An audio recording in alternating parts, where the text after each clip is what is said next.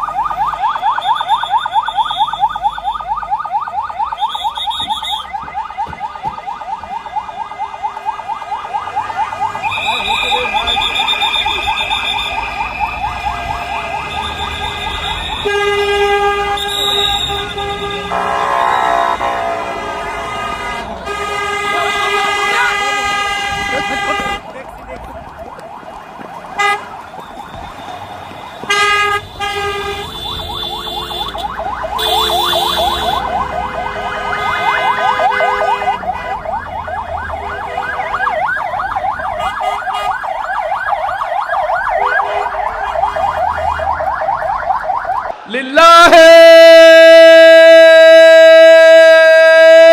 তাকবীর।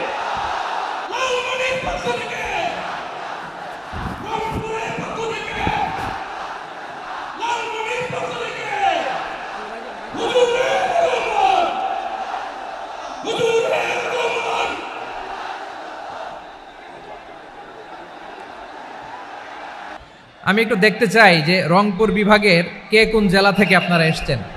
কুড়িগ্রাম থেকে কারা এসেছেন দেখি, কুড়িগ্রাম। মাশাআল্লাহ মাশাআল্লাহ। আচ্ছা, গাইবান্ধা জেলার কে আসছেন? গাইবান্ধা, হ্যাঁ মাশাআল্লাহ। ঠাকুরগাঁও, ঠাকুরগাঁও অনেকে আসছেন। দিনাজপুর জেলা থেকে মাশাআল্লাহ। নীলফামারী, ঠিক আছে, ফি আমানিল্লাহ। পঞ্চগড় অনেক আসছে। রংপুর, রংপুর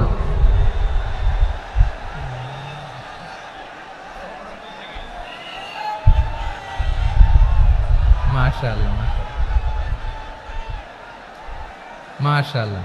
ঠিক আছে, লালমনিরহাটের কারা দেখি, লালমনিরহাট।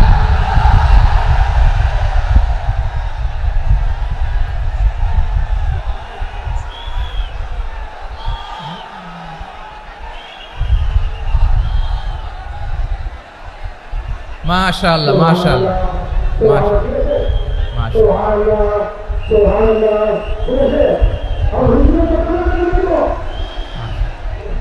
ঠিক আছে, ঠিক আছে। আচ্ছা, এই রংপুর বিভাগের বাইরে থেকে অন্য জেলার কারা কারা আসছেন দেখি, তাও আছে অনেকে। মাশাআল্লাহ, ঠিক আছে, ঠিক আছে। আজকের প্রোগ্রামে উপস্থিত আছেন প্রধান অতিথি হিসেবে অধ্যক্ষ আসাদুল হাবিব দুলু ভাই, সাংগঠনিক সম্পাদক বিএনপি, জাতীয় নির্বাহী কমিটির সভাপতি, জেলা বিএনপি লালমনিরহাট। বিশেষ অতিথি হিসেবে আমাদের অনেক ভাইরা এসছেন, সবাইকে শুকরিয়া জানাই। সভাপতিত্ব করছেন জনাব আব্দুল হাকিম। আইন শৃঙ্খলা বাহিনী, প্রশাসন, ভলান্টিয়ার্স, শুনেছি আমি প্রায় 5,000 ভলান্টিয়ার্স আপনারা নিয়োগ দিয়েছেন। আলহামদুলিল্লাহ, আলহামদুলিল্লাহ। অনেক গোছালো প্রোগ্রাম। আমার প্রাণ ঢালা ভালোবাসা জানবেন, আমার হৃদয়ের গহীন থেকে ভালোবাসা নেবেন, শুভেচ্ছা জানবেন সবাই। ঠিক আছে, ঠিক আছে। প্রিয় ভাইরা, আমরা আর কাল বিলম্ব না করে মূল আলোচনায় চলে যেতে চাই। আজকে যে টপিকের উপর আমি কথা বলবো, টপিকটা হচ্ছে peaceful coexistence and communal harmony, শান্তিপূর্ণ সহাবস্থান এবং সাম্প্রদায়িক সম্প্রীতি। আমাদের বাংলাদেশে সাম্প্রদায়িক সম্প্রীতি আছে না নাই? আবহমান কাল থেকে আমরা মুসলিম, হিন্দু, বৌদ্ধ, খ্রিস্টান, পাহাড়ি, নৃগোষ্ঠী মিলেমিশে একাকার, আমরা সবাই মিলে বাংলাদেশ। আওয়াজ করে বলেন ঠিক কিনা? আমাদের পারস্পরিক সম্প্রীতি, ভালোবাসা, সৌহার্দ্যপূর্ণ আচরণ, বোঝাপড়া, এটা বেশ মজবুত, বেশ মজবুত। তবে মাঝে মাঝে আমাদের এই সম্প্রীতির ভেতরে অনেকে ফাটল ধরাতে চায়। আমরা যে সুখে আছি, শান্তিতে আছি, এটা অনেকের ভালো লাগে না, ঠিক কিনা বলেন? আমাদের মধ্যে সাম্প্রদায়িক সম্প্রীতি, সৌহার্দ্যপূর্ণ আচরণ, ভালোবাসা, এটা আবহমান কাল ধরে আছে। তার প্রমাণ, আমরা তাফসিরুল মাহফিলের আয়োজন করলে আমাদের হিন্দু ভাইরা ডিস্টার্ব করে না, ঠিক কিনা? এবং আমি যদি বলি হাত তোলেন, হিন্দু ধর্মের কারা কারা এসেছেন, কত শত কত হাজার যে হাত উঠবে, আপনি অবাক হয়ে যাবেন। আমি চাচ্ছি না হাত উঠাতে। খুলনাতে সর্বশেষ যে আমি প্রোগ্রাম করে গেলাম, সেখানে কয়েকশো হিন্দু ভাই আসছে আমাদের আলোচনা শুনতে, আলহামদুলিল্লাহ। অনেক বৌদ্ধরা আসে, অনেক খ্রিস্টানরা আসে। এবার সফরেও অনেক হিন্দু ভাইরা আমার সাথে দেখা করেছে। তারা বলেছে, হুজুর আমরা আপনার আলোচনা শুনি। আলহামদুলিল্লাহ বলেন। So it's our responsibility to present our religion to our non-Muslim brothers and sisters. আমাদের অমুসলিম ভাই বোনদের কাছে ইসলামের সৌন্দর্য তুলে ধরা, এটা আমাদের দায়িত্ব। We all are the ambassador of Islam. আমরা প্রত্যেকে দায়িত্বশীল, আমরা প্রত্যেকে এক একজন ইসলামের অ্যাম্বাসেডর। আলহামদুলিল্লাহ বলেন। এজন্য এমনভাবে দ্য বিউটি অফ ইসলাম, ইসলামের সৌন্দর্য আমাদেরকে ফুটিয়ে তুলতে হবে, যাতে করে নন মুসলিমরা শাহাদা পড়ে, কালিমা পড়ে মুসলমান হয়ে যায়। অনেক নন মুসলিম ভাই বোন আমাদের হাতে শাহাদা পড়ে, কালিমা পড়ে মুসলমান হয়েছে, অনেক। সো আমরা যেন ইসলামের বিউটিটাকে তুলে ধরতে পারি, এবং এই যে সম্প্রীতি, এটাকে যেন আমরা অটুট রাখতে পারি। আদতে আদতে বাংলাদেশের ইতিহাস বলে আমাদের দেশে কোনো দাঙ্গা নাই, আছে? লালমনিরহাটের ভাইয়েরা আওয়াজ করে বলেন, আমাদের দেশে হিন্দু মুসলিম দাঙ্গা আছে? আমরা ভাই ভাই, আওয়াজ করে বলুন তো, আমরা কি ভাই ভাই? কিন্তু কিছু দুষ্ট লোক আছে, তারা আমাদের সম্পর্কের মধ্যে ফাটল ধরাতে চায়, ঠিক কিনা বলেন? মাঝে মাঝে ঝগড়া লাগাতে চায়। দেখবেন পত্রপত্রিকায় দেখা যায় বিভিন্ন ধর্মীয় উপাসনালয়গুলোতে হামলা চালানো হয়। এগুলো রাজনৈতিক উদ্দেশ্য প্রণোদিত, এগুলোর সাথে ইসলামের কোনো সম্পর্ক নাই।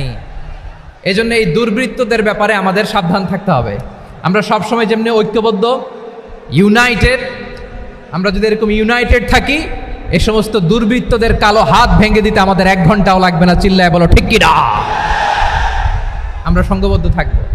এই যে আমাদের পিসফুল কোএক্সিস্টেন্স, শান্তিপূর্ণ সহাবস্থান।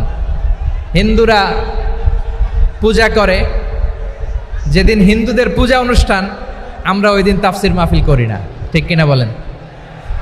যেদিন আমাদের তাফসিরুল কোরআনের প্রোগ্রাম, ওই দিন আমাদের হিন্দু ভাইরা ডিস্টার্ব করে না। সুবহানাল্লাহ। হিন্দুদের পূজা অনুষ্ঠানে মাদ্রাসার ছাত্র যে পাহারা দেয়, গোটা বিশ্বে এরকম দৃষ্টান্ত নজির বিরল, ঠিক কিনা বলেন? আইন শৃঙ্খলা বাহিনীর পাশাপাশি মাদ্রাসার ছাত্ররা যে সেখানে পাহারা দেয়, গোটা পৃথিবীতে এই দৃষ্টান্ত আপনি পাবেন না। মাদ্রাসার ছাত্ররা তারা তো কোরআনের ধারক, তারা হাদিসের ধারক, তারা কেন মন্দির পাহারা দিবে? এই সম্প্রীতিকে ধরে রাখার জন্য, এই সৌহার্দ্যকে ধরে রাখার জন্য, আমাদের পারস্পরিক ভালোবাসাকে অটুট রাখার জন্য। আওয়াজ করে বলতে হবে, ঠিক কিনা?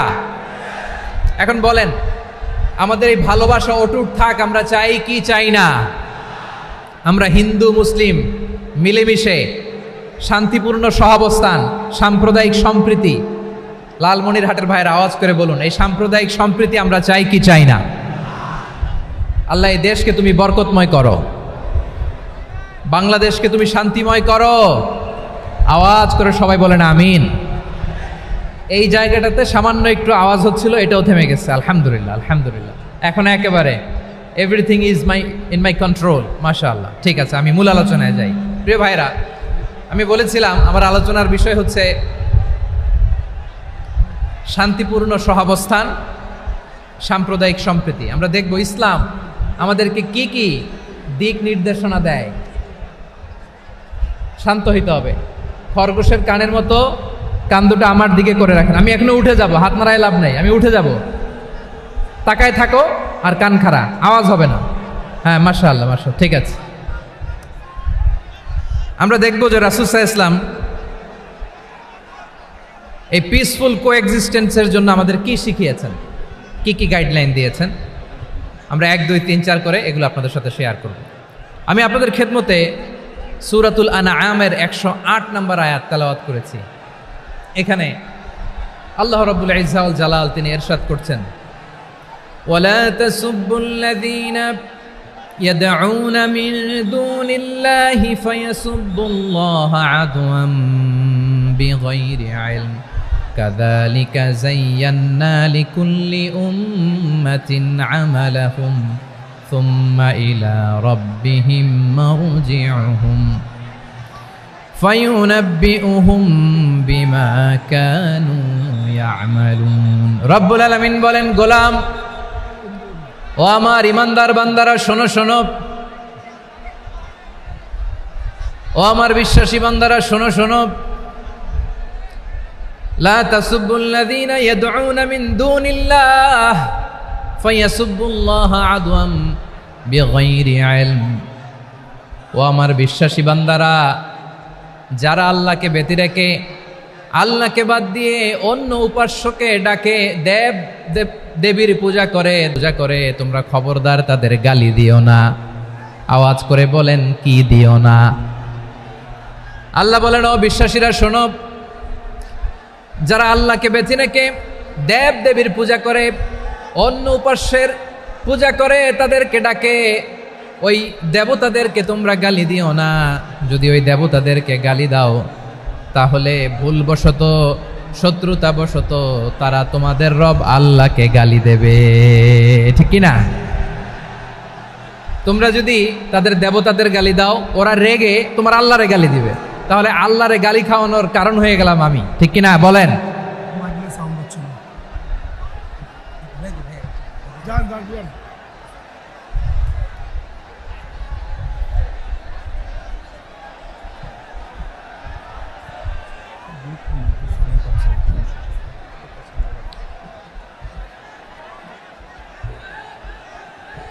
সম্মানিত ভাইয়েরা, এত বিশাল প্রোগ্রাম, মাইকের একটা সেটআপ থাকে, তারগুলো অনেক সময় নড়ে যায়, ধাক্কা ধাক্কিতে ডিসপ্লেস হয়, একটু ঝামেলা হবে।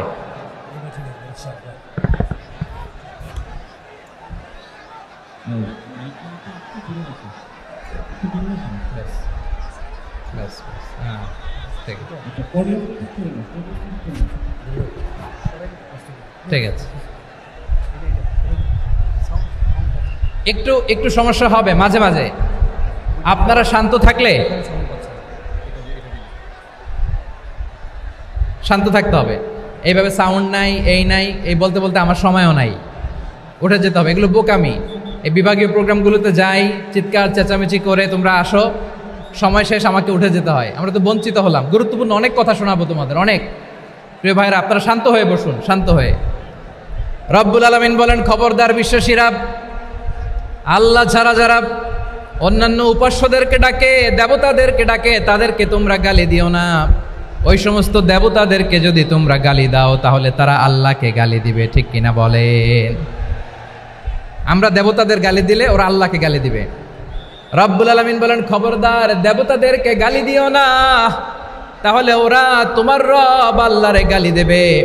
প্রতিটি জাতির জন্য তাদের কাজকে আমি আল্লাহ সুশোভিত করে রেখেছি, তারা সবাই একদিন আমার কাছেই ফিরে আসবে। এরপর আমি রব্বুল আলামিন তাদের আমলনামা তাদেরকে জানিয়ে দেব। সুবহানাল্লাহ পড়ে। প্রিয় ভাইয়েরা, আল্লাহ তাআলা বলেছেন খবরদার গালি দিও না। আদেশটা কার? আওয়াজ করে বলেন তো। হিন্দুদের দেবতা দেবদেবীদেরকে গালি দেওয়া যাবে না। আওয়াজ করে বলুন প্রিয় ভাইয়েরা, এই আদেশটা কার? এই আপনাদের গলার আওয়াজ। অন্য ধর্মের দেবতাদেরকে যে গালি দেওয়া যাবে না, এই আদেশটা কার? আরো জোরে বলুন, কার? গালি দিবেন কোন দেবতাকে? দিবেন? যদি দেন তাহলে ওরা আল্লাহরে গালি দিবে। তাহলে আল্লাহরে গালি খাওয়াইলো কে? আপনি, ঠিক কিনা বলেন? আমি আল্লাহকে গালি খাওয়ানোর কারণ হলাম, কারণ আমি যদি গালি না দিতাম ওরা আমার রবকে গালি দিত না। আওয়াজ করে বলেন ঠিক কিনা? তাহলে প্রিয় ভাইয়েরা, ইসলাম আমাদেরকে শিখায়, সূরাতুল আনআমের 108 নম্বর আয়াত থেকে আমরা বুঝলাম কোনো ধর্মকে ছোট করা যাবে না। অন্য ধর্মকে ছোট করা মানে ইসলামকে ছোট করা। অন্য ধর্মের দেবতাকে গালি দেওয়া মানে আল্লাহকে গালি খাওয়ানো। আওয়াজ করে বলেন ঠিক কিনা? খবরদার, এটা করা যাবে না। আর অন্য ধর্মের দেবতাকে যদি আপনি গালি দেন, ওরা ইসলাম থেকে দূরে সরে যাবে। যাও ইসলামের প্রতি আকৃষ্ট হয়েছিল আর কোনোদিন ইসলামের ধারে কাছে আসবে না। আওয়াজ করে বলেন ঠিক কিনা? এজন্য কখনো কোনোদিন অন্য ধর্মের দেবতাদেরকে গালি দেয়া যাবে না। অন্য ধর্মের কোনো দেবতাদেরকে আমরা গালি দিব না, গালি দিব না, বরং ইসলামের beauty, the beauty of Islam, ইসলামের সৌন্দর্যকে আমরা তুলে ধরব। আমরা যদি বিশ্বনবী সাল্লাল্লাহু আলাইহি ওয়াসাল্লামের জীবনের দিকে তাকাই তাহলে আমি দেখব বিষ্ণু ইসলাম মক্কাতে কিংবা মদিনাতে অন্য ধর্মের লোকদের সাথে খুব পিসফুলি লাইফ লিড করেছেন। হোক মুশরিক, হোক খ্রিস্টান, হোক ইহুদি, বিশ্বনবী সবার সাথে মিলেমিশে ছিলেন। আলহামদুলিল্লাহ বলেন। ইসলাম হচ্ছে পিসফুল রিলিজিয়ান। অন্য ধর্মের প্রতি সহনশীলতার সবক ইসলাম আমাদেরকে দেয়। কিন্তু প্রতিটি মুসলিমের এটা মনে রাখতে হবে, আল্লাহর কাছে পছন্দনীয় গ্রহণযোগ্য ধর্ম জীবনাদর্শ একটি, সেটা হচ্ছে ইসলাম। আওয়াজ করে বলেন সেটা কি? লালমনিরহাটের ভাইয়েরা আওয়াজ করে বলুন, আল্লাহর কাছে মনোনীত ধর্ম একটি, সেটা কি? এজন্য রব্বুল আলামিন বলেন, ইন্নাদ-দীনা ইনদাল্লাহিল ইসলাম, আল্লাহর কাছে মনোনীত গ্রহণযোগ্য অ্যাকসেপ্টেড ধর্ম মতাদর্শ একটা, সেটা হলো ইসলাম। ইসলাম ছাড়া অন্য কোনো ধর্ম যদি কেউ তালাশ করে তার ওই ধর্ম আল্লাহ গ্রহণ করবে না। ومن يبتغي غير الإسلام دينا فلن يقبل منه وهو في الآخرة من الخاسرين.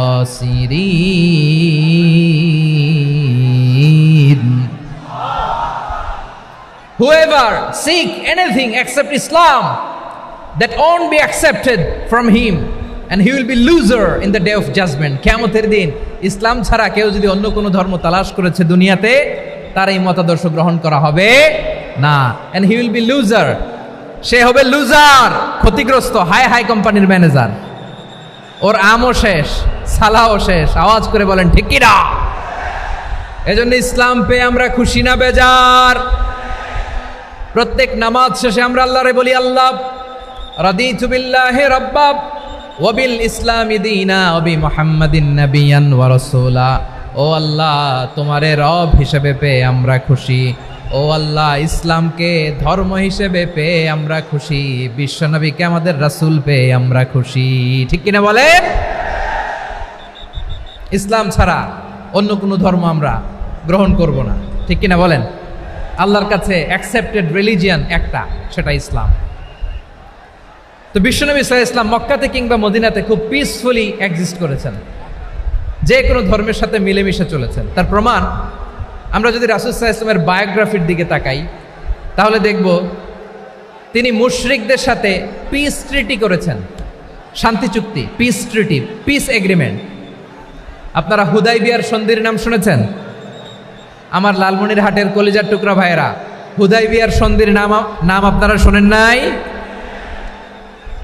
6ষ্ঠ হিজরিতে বিষ্ণু ঈসা ইসলাম মুশরিকদের সাথে এই ট্রিটি করেছেন, চুক্তি। কাদের সাথে? মুশরিকদের সাথে।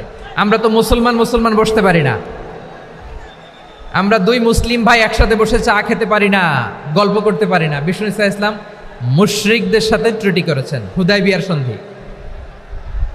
এই সন্ধির আগে মক্কা থেকে কেউ মদিনায় যেতে পারে না, মদিনা থেকে কেউ মক্কায় যেতে পারে না, কিন্তু এই সন্ধির পরে ট্রাফিক স্বাভাবিক হয়ে গেল। মক্কার লোকেরা মদিনায় আসতে পারে, মদিনার লোকেরা মক্কায় আসতে পারে। এটাকে বলে সুলহে হুদাইবিয়া, the peace agreement of Hudaybiyyah, শান্তি চুক্তি। আমরা পৃথিবীতে এখন অনেক শান্তি চুক্তির নাম শুনি, এগুলো সব the piece treaty of Hudaibiya থেকে কপি করা। আল্লাহু আকবার। তাহলে বিশ্বনবী সাল্লাল্লাহু আলাইহি সাল্লাম তিনি যে শান্তিপূর্ণ সহাবস্থানে বিশ্বাসী ছিলেন, মুসলমানেরা যে অন্য ধর্মের প্রতি সহনশীল তার প্রমাণ হচ্ছে এই পিস ট্রিটি। শুধু তাই নয়, মাইকের সাউন্ডটা একটু বাড়ায় দিতে হবে, খুব দুর্বল, একটু মজবুত করতে হবে, আর একটু ক্লিন করতে হবে, আর সবগুলা জায়গায় সাউন্ড যাচ্ছে কিনা একটু ক্রস চেক করতে হবে। হ্যাঁ, পাবেন দিচ্ছে mic operator, he is trying his level best, দিচ্ছে। মাইক অপারেটর যিনি আছেন প্রতিটি জায়গায় প্রতিটি সাউন্ড বক্সে যেন আওয়াজ পাওয়া যায়, একটু ক্রস চেক করেন, সাউন্ডটাকে একটু স্ট্রং করে দেন। হ্যাঁ, ঠিক আছে, মাশাআল্লাহ। এদিকে তাকান, এদিকে। মক্কার পার্ট গেল, পিস এগ্রিমেন্ট করলেন, শান্তি চুক্তি। বিষ্ণু ঈসা ইসলাম মদিনায় যে কি করলেন? মদিনায় যে বিষ্ণু ঈসা ইসলাম মদিনা চার্টার করলেন, মদিনা সনদ, সাহিফাতুল মদিনা, এটার বলে মদিনা চার্টার। যে ওয়েস্টে, ইউরোপে, আমেরিকাতে তারা অনেক চার্টার করে, এই সব চার্টার মদিনা চার্টার থেকে কপি করা। আওয়াজ করে পড়েন সুবহানাল্লাহ। বিষ্ণু ঈসা ইসলাম মদিনায় গেলেন, মদিনাতে মুসলিম, মুশরিক, ইয়াহুদি, এই 3 ধর্মের লোক মিলে সব স্টেক হোল্ডার যারা আছে সবাইকে নিয়ে বিষ্ণু ঈসা ইসলাম মদিনা চার্টার করলেন, মদিনা সনদ, পড়েন সুবহানাল্লাহ। শুধু তাই নয়, মক্কাতে বিশ্বনবী পিস এগ্রিমেন্ট করলেন, শান্তি চুক্তি মুশরিকদের সাথে। মদিনাতে যে বিশ্বনবী মদিনা চার্টার করলেন, মদিনা সনদ করলেন ইহুদিদের সাথে। আবার মদিনাতে বিশ্বনবী ইহুদিদের সাথে পিস ডায়ালগ করলেন, ইন্টারফেথ ডায়ালগ করলেন, আন্তধর্মীয় সংলাপ করলেন, যেই সংলাপের মূল ভিত্তি ছিল তাওহীদ। মূল ভিত্তি ছিল কি? তাওহীদ। বিশ্বনবী ইহুদিদেরকে ডাকলেন, আহ্বান করলেন, কুল ইয়া আহলাল কিতাবি তাআলাউ ইলা কালিমাতিন সাওয়াইন বাইনানা ওয়া বাইনাকুম আল্লা না'বুদা ইল্লাল্লাহ ওয়া লা নুশরিকা বিহি শাইআন ওয়া লা ইয়াত্তাখিযা বা'দুনা বা'দান আরবাবাম মিন দুনিল্লাহ فإن تولوا فقولوا اشهدوا بأننا مسلمون সুবহানাল্লাহ পড়েন। বিশ্বনবী মদিনার ইহুদিদের ডেকে বললেন, ও ইহুদিরা, শোনো শোনো, আসো এমন একটা আদর্শের প্রশ্নে আমরা একত্রিত হই যে আদর্শের প্রচার তোমাদের নবীরাও করেছে, আমিও করি, যে আদর্শের কথা তোমাদের পবিত্র ধর্মগ্রন্থগুলোতে আছে, আমার কোরআনেও আছে, সেটা হলো তাওহীদ। আমরা এক আল্লাহ ছাড়া কারো ইবাদত করব না, আল্লাহর সাথে কাউরে শরীক করব না, আল্লাহ ছাড়া কাউরে রব মানব না। পড়েন সুবহানাল্লাহ। তাহলে আমার প্রিয় লালমনিরহাটের ভাইরা, মদিনাতে যে তিনি মদিনা চার্টার করলেন, মদিনা সনদ, পিস ডায়ালগ করলেন, শান্তির সংলাপ, ইন্টারফেথ ডায়ালগ করলেন, আন্তধর্মীয় সংলাপ, যার ভিত্তি ছিল তাওহীদ। সুবহানাল্লাহ পড়েন। তাহলে অন্য ধর্মের প্রতি সব সময় ইসলাম সহনশীল, টলারেন্স। যদি আপনি দেখতে চান ইসলামের নবী বিশ্ব নবীর দিকে তাকান, ঠিক কিনা বলেন? আমরা তো সংখ্যালঘুদের রাইটস প্রোটেক্ট করার জন্য কত আইন বানাই, কত বৈঠক করি, কত সংবাদ সম্মেলন করি। বিষ্ণু সাল্লাল্লাহু আলাইহি ওয়াসাল্লাম সংখ্যালঘুদের রাইটসের ব্যাপারে, অধিকারের ব্যাপারে যে কথা বলেছেন, শুনলে আপনি অবাক হয়ে যাবেন।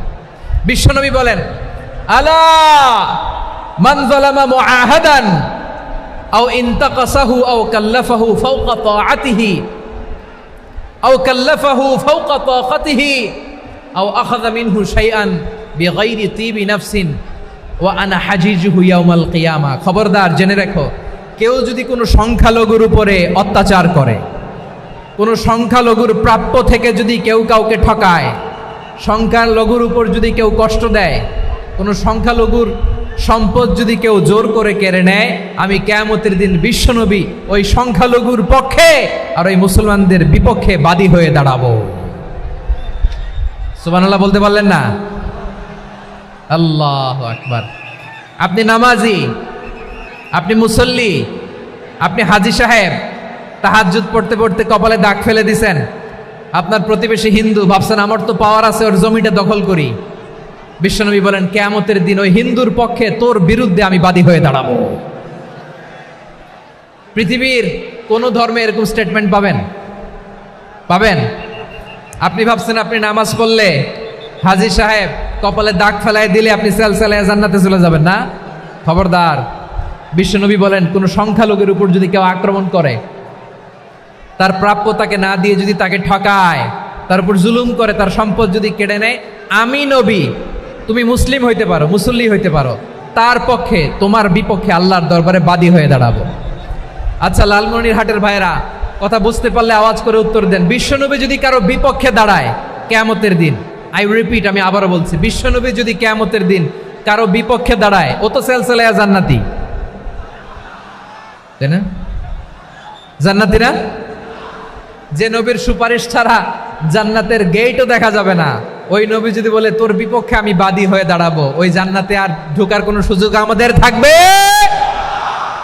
এখানেই শেষ না আমার প্রিয় লালমনিরহাটের ভাইয়েরা, এখানেই শেষ নয়। বিশ্বনবী বলেন, মান কাতালা মুআহাদান, বুখারীর বর্ণনা, মান কাতালা মুআহাদান লাম ইয়ারাহ রাইহাতাল জান্নাহ।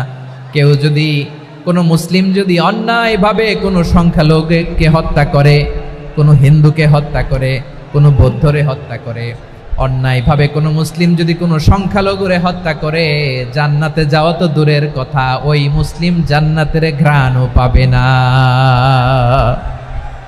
সেই বুখারীর বর্ণনা, মান কাতালা মুআহাদান লাম ইয়ারাহ রাইহাতাল জান্নাহ ওয়া ইন্না রিহাহা লা ইউজাদু মিন মাসিরাতি 40 আমা। যে জান্নাতের ঘ্রাণ 40 বছর দূরের রাস্তা থেকেই পাওয়া যায়। সুবহানাল্লাহ পড়েন। প্রিয় ভাইরা, এখান থেকে জান্নাতে পৌঁছতে লাগবে 40 বছর। এত দূর, কত বছর? সবাই বলেন, কত বছর? এখান থেকে জান্নাতে পৌঁছতে লাগবে 40 বছর। এত দূরে থাকতেই জান্নাতের ঘ্রাণ আপনার নাকে এসে ধাক্কা মারবে।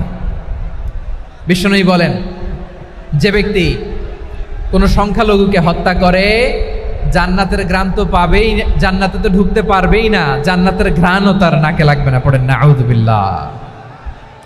তাহলে সংখ্যালঘুদের ব্যাপারে ইসলামে অধিকার দেয়া আছে না নাই?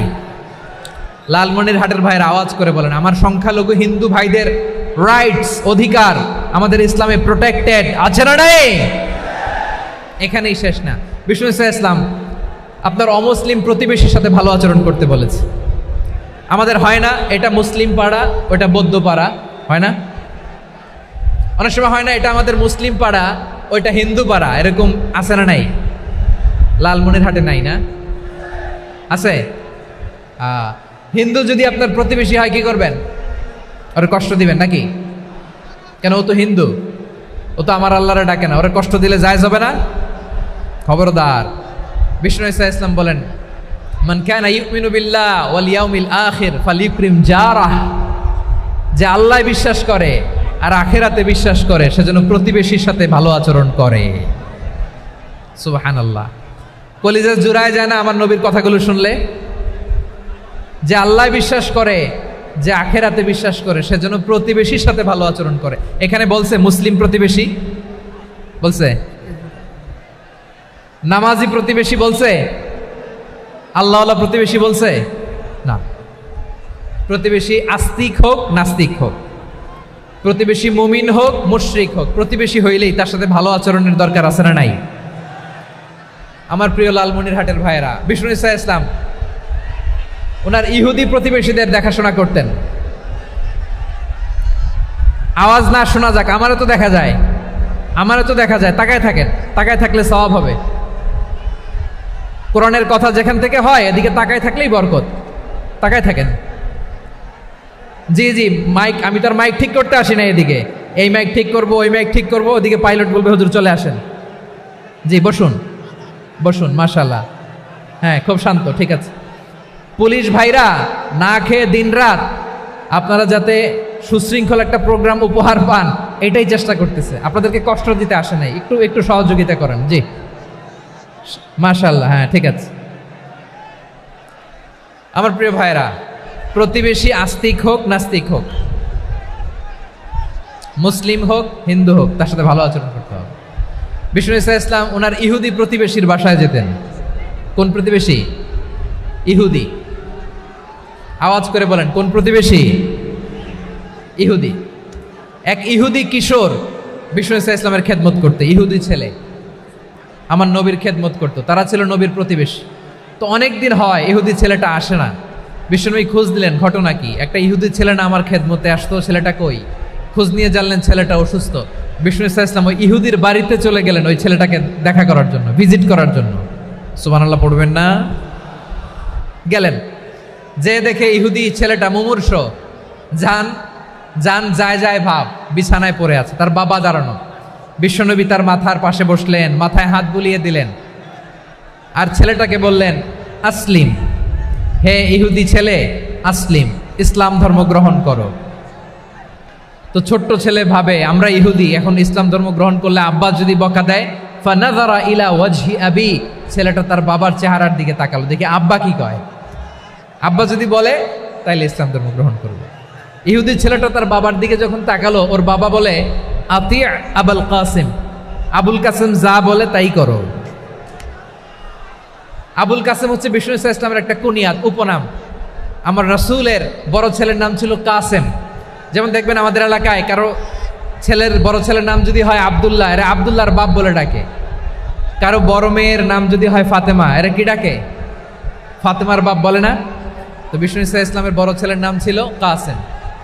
ইহুদি বাবা বলল আতি আবুল কাসেম, আবুল কাসেম যা বলে তাই শোনো, মানে মোহাম্মদ যা বলে তাই শোনো। এই কথা শুনে ছেলে সাহস পাইছে, ছেলে আবার পড়তে আরম্ভ করলো আশহাদু আল্লাহ ইলাহা ইল্লাল্লাহ ওয়া আশহাদু আন্না মুহাম্মাদার রাসূলুল্লাহ, পড়েন আল্লাহু আকবার। বিশ্বনবীর আহ্বান শুনে ওই আহ্বানে সাড়া দিয়ে ইহুদি ছেলে শাহাদা পড়ে মুসলমান হয়ে গেল। তার হৃদয়টারে ইমানের নূর দিয়ে আলোকিত করে দিল কে? প্রিয় ভাইরা, এবার রাসূল সাল্লাল্লাহু আলাইহি ওয়াসাল্লাম বের হয়ে আসলেন ঘর থেকে, আর বললেন আলহামদুলিল্লাহিল্লাযী আনকাযাহু মিনান নার, প্রশংসা সে আল্লাহর যে আল্লাহ জাহান্নামে চলে যাচ্ছিল প্রায় এমন একটা লোককে মুহূর্তের মধ্যে কালেমায়ে শাহাদাতের বদৌলতে জান্নাতি বানায় দিলেন। আওয়াজ করে পড়েন সুবহানাল্লাহ। এই হাদিস থেকে আমরা কি শিখলাম? What is the moral of the story? এক নম্বর স্টোরি হলো, প্রতিবেশী ইহুদি হোক হিন্দু হোক, যাবেন, সুসম্পর্ক রাখবেন, উপহার দিবেন, বিপদে পাশে দাঁড়াবেন, তাইলেই তো আপনাদের প্রতি, মুসলমানদের প্রতি তারা আকৃষ্ট হবে, ঠিক কিনা বলেন? আপনি যদি হিন্দুদের সাথে বৌদ্ধদের সাথে নাই মিশেন, নাস্তিকের কাছে নাই যান, তো ইসলামের সৌন্দর্যটা ওরা বুঝবে কেমনে? আমার অনেক হিন্দু পরিচিত ভাই আছে, ওরা আমাদের ইফতারির প্রোগ্রামে এসে একসাথে ইফতারি করে। অনেক মদখোর আমার সাথে বসে একসাথে ডিনার করে, হাফ প্যান্ট পরা, গলায় স্বর্ণের চেইন, হাতে স্বর্ণের ব্রেসলেট, আইসা আমার সাথে ডিনার করছে, আছে এরকম। গাঁজাখোর, আমি বলি আসো, welcome welcome to my dinner, আসো বসো, বসলেই তো আমি ওর ডিএনএ, চিন্তার ডিএনএ চেঞ্জ করে দেওয়ার সুযোগ পাবো। চিল্লায় বলো ঠিক কি না? আসতে হবে আমার কাছে। Hour door is open, the door of Islam is open 24/7। সব সময় আমাদের ইসলামের দরজা আমার অমুসলিম ভাইদের জন্য খোলা আছে না নাই? এই হাদিস থেকে দুইটা শিক্ষা। এক নম্বর শিক্ষা, প্রতিবেশী মুসলিম হোক অমুসলিম হোক, যান, অসুস্থ হইলে একটু আপেল নিয়ে যান, আঙ্গুর নিয়ে যান, কমলা নিয়ে যান, তাদের সাথে ভালো আচরণ করেন। ইসলামের বিউটি দেখে, সৌন্দর্য দেখে অবাক হবে, নসিব ভালো হলে কোনোদিন কালিমা পড়ে মুসলমান হয়ে যাবে। ঠিক কিনা বলেন? তাহলে অমুসলিমের সাথে ভালো সম্পর্ক। বিশ্বনবী ইহুদির বাড়িতে গেলেন, ইহুদির বাড়ি, আর আমার মুসলমান ভাই আমার কাফের বলে, এরকম আছে না নাই? মুসলিমরা দেখতে পারে না, সহ্য করতে পারে। বিশ্বনবী সাল্লাল্লাহু আলাইহি ওয়াসাল্লাম ইহুদির বাড়িতে গেলেন, এটা একটা শিক্ষা। আরেকটা শিক্ষা হলো, ভাইরা ধাক্কা মারে এসে সামনে এসে কি লাভ? প্রোগ্রাম তো শেষ হচ্ছে, এখনই শেষ হচ্ছে। তো এই যে আমাদের বকশি ভাই ওয়াদা নিল, হাত তোলালো, মিম বলে এত কথা বলল, তো আমি জেলায় জেলায় যেয়ে খালি হাত নাড়াই তোমাদের জন্য নাকি? হ্যাঁ, হাত নাড়াই শুধু। এই ধাক্কাইতে ধাক্কাইতে এদিকে এসে হাত নাড়াইতেছে, হয়েছে তো, দেখলাম তো, ঠিক আছে, মাশাআল্লাহ, অনেক সুশৃঙ্খল, অন্যান্য যে কোনো জেলার জন্য সুশৃঙ্খল।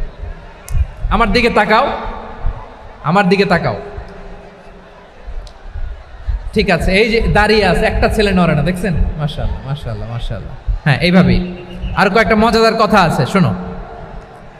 এই হাদিস থেকে আমাদের শিক্ষা হলো, আমার প্রতিবেশী যেই ধর্মের হোক আমি সম্পর্ক রাখবো। অসুস্থ হলে যাব, কি বলেন ভাইরা? যাবেন না? যাবেন না আপনারা? আচ্ছা, 2 নম্বর শিক্ষা হলো, বিষ্ণু ইসা ইসলামের খাদেম ছিল ইহুদি, এতদিন খেদমত করলো, একদিনও বিশ্বনবী ওরা কালিমার দাওয়াত দেয় নাই। কারণ কি?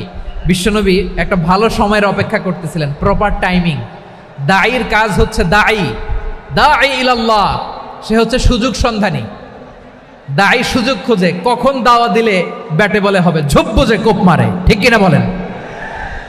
বিষ্ণু ইসলাম ভালো সময়ের অপেক্ষা করতেছিলেন, দেখি ভালো সময় আসুক আসুক আসুক আসুক। আস্তে আস্তে এমন সময় আসছে, ছেলে এবার মুমূর্ষ। অসুস্থ ব্যক্তির হৃদয় অত্যন্ত নরম থাকে। হসপিটালে যখন কেউ যায় তার হৃদয়টা বড্ড নরম থাকে, মৃত্যুর ভয়ে তার অন্তরটা নরম থাকে, ঠিক কিনা বলেন? এই প্রপার টাইমিং এর অপেক্ষা করতেছিলেন। যখনই টাইমিং পেয়েছেন, দাওয়াত দিলেন, পড়ো লা ইলাহা ইল্লাল্লাহ, সুবহানাল্লাহ পড়েন সবাই। তাহলে ইসলাম অমুসলিম প্রতিবেশীর সাথে ভালো আচরণ করতে বলে। ইসলাম অমুসলিম মাতা পিতার সাথেও ভালো আচরণ করতে বলে। মাতা পিতা যদি অমুসলিম হয়, তারা ফেলে দিতে পারবেন? পারবেন?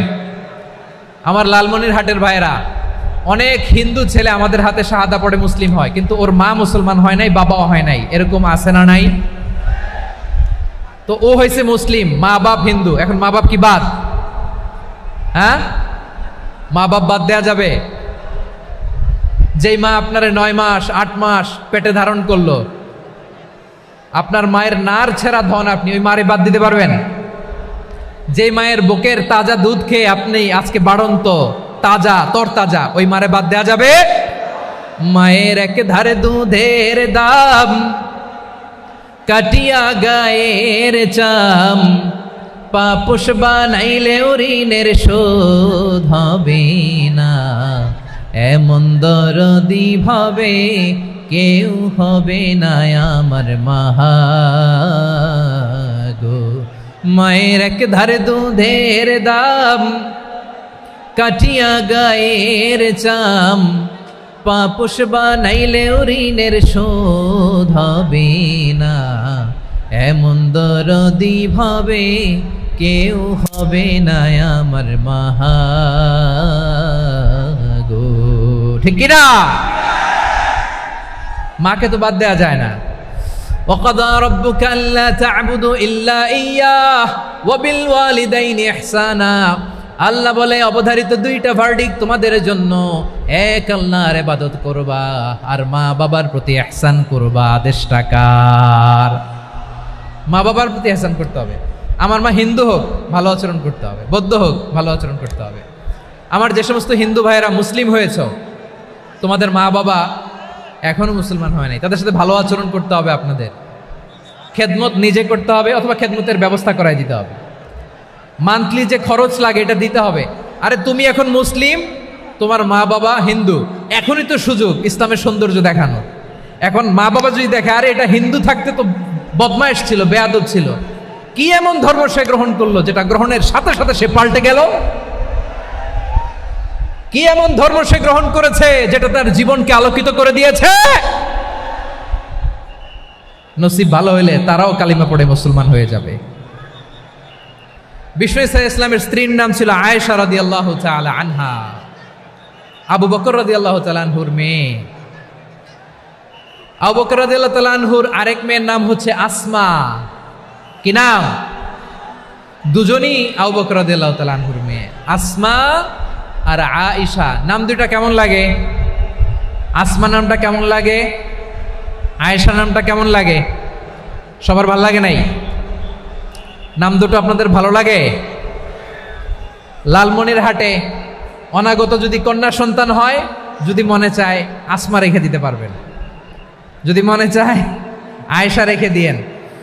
দেশে বিদেশে এয়ারপোর্টে রাস্তাঘাটে শুধু বলে হুজুর একটা নাম দেন, আমার ছেলের একটা নাম দেন, মেয়ের একটা নাম দেন। তো আমার মনে আছে যশোরের আদ্দিনের মাহফিলে আমি একটা দুইটা নাম দিয়েছিলাম। আজকে লালমনিরহাটের এই প্রোগ্রামে কন্যা সন্তান যদি হয় দুটা নাম দিলাম, আসমা কিংবা আয়েশা। ইনশাআল্লাহ পড়েন। দুজন বোন, এক মায়ের না, বাবা এক মা দুইজন। আয়েশা রাদিয়াল্লাহু তাআলা আনহার মায়ের নাম উম্মে রুমান, আর আসমা রাদিয়াল্লাহু তাআলা আনহার মায়ের নাম কুতাইলা বিনতে আব্দুল উজ্জা। আবু বকর রাদিয়াল্লাহু তাআলা আনহু 4টা বিয়ে করেছিলেন। তো একই ঘটনা ঘটেছে এই ফ্যামিলিতে। আসমা ইসলাম ধর্ম গ্রহণ করে মুসলিমা, কিন্তু তার মা কুতাইলা মুশরিকা। আই রিপিট, বোঝার জন্য আমি আবারও বলি, আসমা রাদিয়াল্লাহু তাআলা আনহা মুসলিমা, আর আসমার মা কুতাইলা, আওয়াজ করে বুঝে থাকলে বলেন, আসমার মা মুশরিকা। তার মানে মেয়ে মুসলিম, মা অমুসলিম। ভেজাল আছে না নাই? কিন্তু কুতাইলা আর ধৈর্য ধারণ করতে পারে না। নার ছেড়া ধন, কলিজার টুকরা ধন, কলিজার টুকরা সন্তান আসমারে দেখতে বড্ড মন চায়। সাইয়েদনা আসমা রাদিয়াল্লাহু তাআলা আনহা মক্কা থেকে হিজরত করে মদিনায় চলে গেলেন হুদাইবিয়ার পর। যখন মক্কা মদিনার ট্রাফিক স্বাভাবিক হলো, মক্কার লোক মদিনায় যায়, মদিনার লোক মক্কায় আসে। কুতাইলা কলিজার টুকরা সন্তান আসমারে দেখার জন্য কিছু উপহার নিয়ে বিশাল মরুপথ পাড়ি দিয়ে মক্কা থেকে মদিনায় যায়। সুবহানাল্লাহ বলেন। এখন মা আসছে মেয়ের সাথে দেখা করতে, মেয়ে তো আর দেখা দেয় না। মেয়ে ভাবছে আমার মা তো মুশরিকা, অপবিত্রা, তার সাথে কি দেখা দেয়া যাবে? বিশ্বনবীর দরবারে চলে গেলেন। সুবহানাল্লাহ বলেন। কি সৌভাগ্যবান ছিল তারা, মাসলা জানার দরকার হলেই নবীর দরবারে চলে যেত। ঘরে বউয়ের সাথে ঝগড়া হলে নবীর দরবারে চলে যেত। অনেক সাহাবী বলে আমার পেটে ক্ষুধা লাগলো আমি নবীর কাছে চলে যেতাম, কারণ নবীর চেহারার দিকে তাকালেই আমার পেটের ক্ষুধা মিটে যেত। সাইয়েদনা আসমা রাদিয়াল্লাহু তাআলা আনহা বিশ্বনবীর কাছে চলে গেলেন, যে বললেন ইয়া রাসূলুল্লাহ ইয়া হাবিবাল্লাহ ইন্না উম্মি কাদিমাতুন ইলাইয়া ওয়া হিয়া রাগিবা। আমার মা মক্কা থেকে অনেক দূর মরুর পথ পাড়ি দিয়ে উপহার সামগ্রী নিয়ে মদিনায় আমার সাথে দেখা করতে এসেছে গো নবী। আমার জানতে বড্ড ইচ্ছে হয় আমি আমার মুশরিকা মাখা করতে পারবো কিনা। আফা আসিলুহা, আগে যেমনি আমি আমার মায়ের সাথে ভালো আচরণ করতাম, যেমনি আমি আমার মায়ের সাথে সদাচরণ করতাম গো নবী, এখন আমি মুসলিমা, মা মুশরিকা, এখনো কি আগের মতো সদাচরণ করতে পারবো নাকি? বিশ্বনবী বললেন নাম সিলিহা, হ্যাঁ রে আসমা, অবশ্যই অবশ্যই, আগে ঠিক যেমন তুমি তোমার মায়ের সাথে ভালো আচরণ করতে, এখনো তেমনি আগের মতো ভালো আচরণ করবা। আওয়াজ করে পড়েন সুবহানাল্লাহ। কি ইসলাম আমরা পেয়েছি! কত ব্রড মাইন্ডেড আমাদের ইসলাম, কত ওপেন মাইন্ডেড ইসলাম, কত ওপেন আপ করতে পারে, চিন্তা করতে পারেন। বিষ্ণু বললেন হ্যাঁ অবশ্যই, নাম সুলিহা, আগে যেমনি ভালো আচরণ করছো আসমা, এখন ওই রকমই করো, পারলে আরো বাড়াই করো। সুবহানাল্লাহ বলেন। তাহলে আমার যে হিন্দু ভাইয়েরা, হিন্দু বোনেরা, ইমানের বদৌলতে দৌলতে আপনি ধন্য হয়েছেন, আপনার আম্মা আব্বা এখনো মুসলমান হয় নাই, তাদের জন্য দোয়া করেন, তাদের জন্য দোয়া করেন, আল্লাহ যেন তাদেরকেও ইমানের দৌলত দান করে। আমরা সবাই পড়ি আমিন, আরো জোরে পড়েন আমিন। এখন বলেন ইসলাম কি ন্যারো মাইন্ডেড রিলিজিয়ান না ব্রড মাইন্ডেড? লালমনিরহাটের যুবক ভাইরা আওয়াজ করো, ইসলাম কি ন্যারো মাইন্ডেড না ব্রড মাইন্ডেড? কতটা ব্রড মাইন্ডেড দেখেন। বিশ্বনবী সাল্লাল্লাহু আলাইহি সাল্লাম অমুসলিমরা যদি নবীকে উপহার দিত, ওই উপহারও বিশ্বনবী গ্রহণ করতেন। সুবহানাল্লাহ পড়েন। আপনার অমুসলিম বন্ধু যদি উপহার দেয় সেটাও আপনি নিতে পারবেন, যেটা নেওয়া জায়েজ। কিন্তু আপনার বন্ধু যদি আপনার মদের বোতল দেয়, নিতে পারবেন? হ্যাঁ, মদের বোতল দিলে পারবেন না। আপনার বন্ধু যদি আপনার পর্ক দেয়, পর্ক, শুকরের গোশত মিশ্রিত কোনো খাবার, ওটা নিতে পারবেন না। হালাল যে কোনো জিনিস নিতে পারবেন। বিশ্বনবী সাল্লাল্লাহু আলাইহি ওয়াসাল্লাম অমুসলিমদের দেয়া হাদিয়া গ্রহণ করতেন। কেমন নবী ছিলেন? আমার নবীরে চিনে নেন, আমার নবীর অ্যাটিটিউড জেনে নেন। বিশ্বনবী সাল্লাল্লাহু আলাইহি ওয়াসাল্লাম যখন কোনো জনপদে যেতেন, 3টা অপশন নিয়ে যেতেন। প্রিয় ভাইয়ের, আওয়াজ করে বলতে হবে, কোনো জনপদে গেলে আমার নবীর অপশন থাকতো কয়টা? আমার মতো 3 আঙ্গুল উঁচু করে দেখান আর বলুন, আমার নবী কোনো জনপদে গেলে কয়টা অপশন নিয়ে যেতেন? 1 নম্বর অপশন, আসলিম তাসলাম। নতুন এলাকায় গেলে বলতেন আসলিম তাসলাম, ইসলাম ধর্ম গ্রহণ করো, শান্তিতে থাকবা, আমার ভাই হয়ে যাবো, আমরা ভাই ভাই। ইসলাম মানো, আমরা ভাই ভাই। অপশন নাম্বার কত? 1। যদি বলে না ইসলাম মানবো না, ওকে, অপশন নাম্বার 2, মুসলিম হওয়ার দরকার নাই, লা ইকরাহা ফিদ্দিন, ইসলামে কোনো বাড়াবাড়ি নাই। খ্রিস্টান আছো থাকো, বৌদ্ধ আছো থাকো, ইহুদি থাকতে চাও থাকো, কিন্তু আমরা যেহেতু রিজিওনাল সুপার পাওয়ার, আমাদের আন্ডারে থাকো, ট্যাক্স দিয়া থাকো, এটার বলে জিজিয়া। আলেম যারা আছেন বুঝবেন, এটার আরবিতে কি বলে? জিজিয়া। You pay us the tax, we will give you the security. তোমরা ট্যাক্স দিবা, আমরা সিকিউরিটি দিব, আমাদের আওতায় থাকবা, কেউ তোমাদেরকে আক্রমণ করতে পারবে না, আমরা নিরাপত্তা দিব। সুবহানাল্লাহ বলেন। এটা অপশন নাম্বার কত? আচ্ছা, বুঝে থাকলে বলেন, 1 নম্বর অপশন কি ছিল? ইসলাম। ইসলাম মানো, শান্তিতে থাকবা, ভাই ভাই, আমরা ভাই ভাই। অপশন নাম্বার 2, ট্যাক্স দাও, আমরা নিরাপত্তা দিব, মুসলিম হওয়া লাগবে না। এখন 1 নম্বরও মানে না, 2 নম্বরও মানে না, মুসলিম হবো না, ভালো, খ্রিস্টান থাকো, ট্যাক্স দাও, আমরা সিকিউরিটি দিব না, এটাও মানি না। বিষ্ণু বলেন, তাহলে তলোয়ার আমাদের আর তোমাদের মাঝে ফয়সালা করবে। মুসলিমও হব না, ট্যাক্স দিবা, নিরাপত্তা দিব, আমরা সুপার পাওয়ার, আমাদের আন্ডারে থাকবে, এটাও না। তাহলে তোমাদেরকে তো আমরা বিশ্বাস করতে পারি না, কখন না কখন বিশ্বাসঘাতকতা করো, কার সাথে মিলে হাত মিলাও, তলোয়ার আমাদের মাঝে ফয়সালা করবে। তখন তিনি জেহাদের সশস্ত্র সংগ্রামের ঘোষণা দিতেন। সুবহানাল্লাহ পড়েন। দেখেন, পশ্চিমারা জেহাদকে এইভাবে চিত্রায়িত করে না। ওরা জেহাদ বলতে বোঝায় তলোয়ার, হাত কাটো, গলা কাটো, না। জেহাদ সশস্ত্র সংগ্রাম 3 নম্বরে। অধিকাংশ ক্ষেত্রেই বিশ্বনবীর সুন্দর আচরণ দেখে, আরে আমার নবীর যে নুরানি চেহারা, অনেকে তো কেবল সিরেফ চেহারাটা দেখেই কালিমা পড়ে মুসলমান হয়ে গিয়েছে। যারা মুসলিম হয় নাই, তারা তাদের ইসলামেই বলবৎ ছিল, ট্যাক্স দিয়ে ইসলামের আন্ডারে ছিল। যারা এটাও মানে নাই, ওইটাও মানে নাই, তাদের বিরুদ্ধে জেহাদ। বিষ্ণু ইসলাম 7ম হিজরিতে যখন খায়বার বিজয়ের পরে ইসলাম রিজিওনাল সুপার পাওয়ার হিসেবে আত্মপ্রকাশ করলো, বিশ্বনবী চিঠি লিখলেন অন্যান্য সুপার পাওয়ারের কাছে, রাষ্ট্রীয় চিঠি লেখে এক রাষ্ট্রপ্রধান আরেক রাষ্ট্রপ্রধানের কাছে। ঠিক কিনা বলেন? জানেন না আপনারা? এই যে 24-এর ছাত্র নাগরিক অভ্যুত্থানে, এই অভ্যুত্থান যখন শুরু হয়, আমি তখন সাউথ আফ্রিকাতে, একটা স্ট্যাটাস দিয়েছিলাম, কোটা নয়, গোটা দেশ সংস্কার করা লাগবে।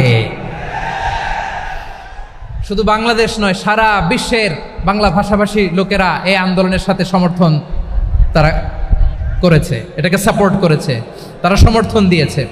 আমাদের ইউনাইটেড আরব আমিরাতের বাংলাদেশি ভাইয়েরা, তারা সেখানে রাস্তায় নেমে এসেছিল, জানেন? ওইখানে ডেমনস্ট্রেশন করা যায় না, সেখানকার সরকার তাদেরকে যাবজ্জীবন দিয়েছিল। তখন আমাদের এই যে প্রধান উপদেষ্টা ডক্টর মোহাম্মদ ইউনূস সরাসরি G2G বলে, এটারে G2G, government to government, G2G, উনি চিঠি লিখলেন যে তাদেরকে, ইউর হাইনেস, হে সম্মানিত আমির, আপনি আমার এই চিঠির কারণে আমার সম্মানে এই 53 জন বাংলাদেশিকে মাফ করে দেন।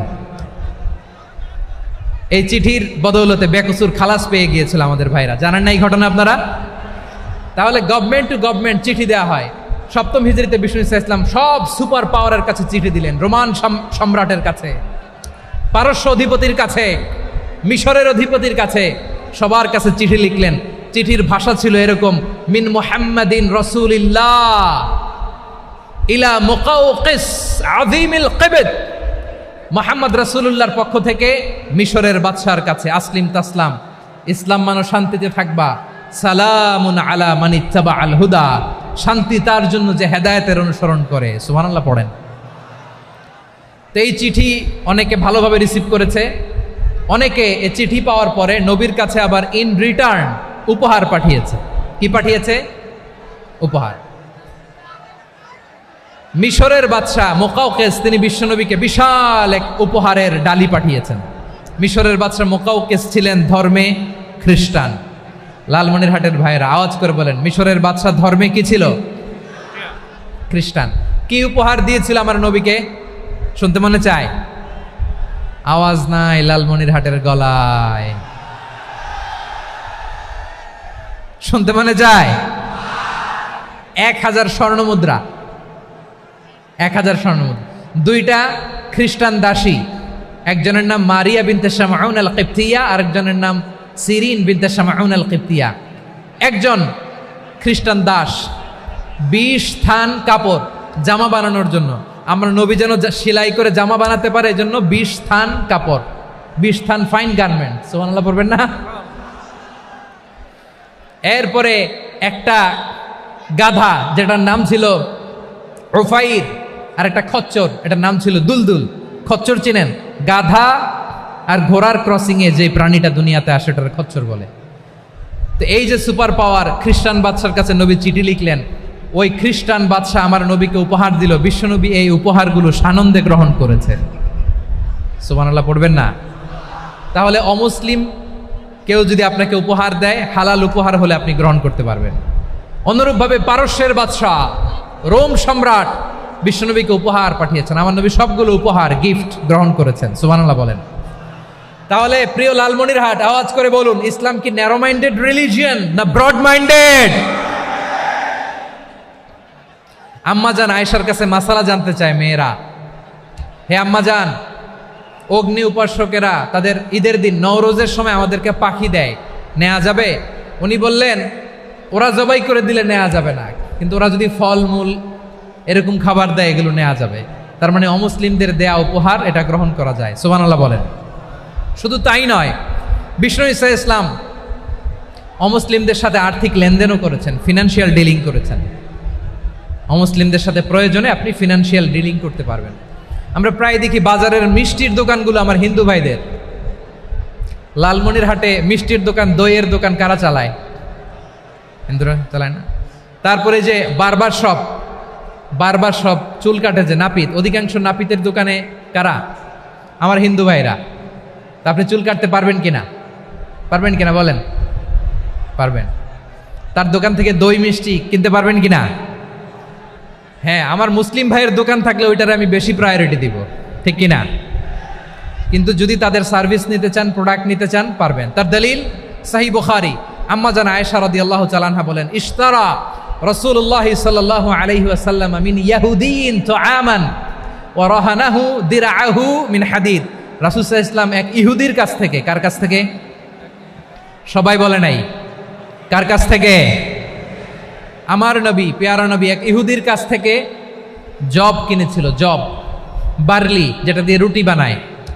ওই জবের দাম দেওয়া টাকা পয়সা নবীর কাছে ছিল না। ফলে নবী ওনার একটা পোশাককে মর্গেজ রেখেছিলেন, মর্গেজ, বন্ধক, যে এখন এটার দাম দিতে পারবো না, কয়েক কেজি বার্লি নিয়ে যাই আর বন্ধক হিসেবে আমার জামাটা রেখে গেলাম, যেই দিন দাম দিব ওই দিন জামাটা ছুটাই নিয়ে যাব।